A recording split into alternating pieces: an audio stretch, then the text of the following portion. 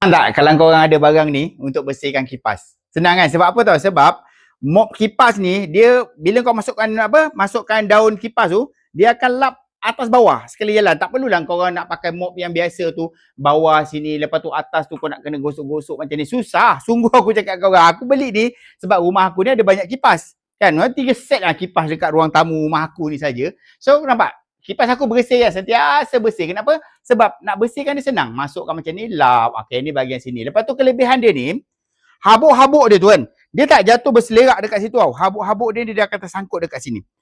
Sebab dia punya, apa cakap, dia punya kain dia ni, dia ada macam microfiber Maksudnya dia akan melekatkan kau punya habuk. Lepas tu nak cuci sahaja macam air biasa. Tak payah risau-risau. Perah bersih-bersih, lepas tu korang boleh sidai sahaja semula.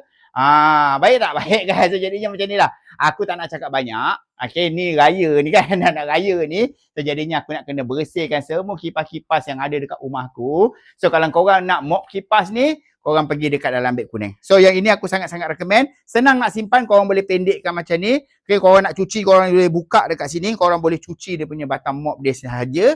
So insyaAllah barang ni function habis. Harga dia murah tapi memang betul-betul function lah senang cakap. So yang ni aku letak kat dalam beg kuning. Siapa nak pergi dekat dalam beg kuning aku. Okay, Assalamualaikum.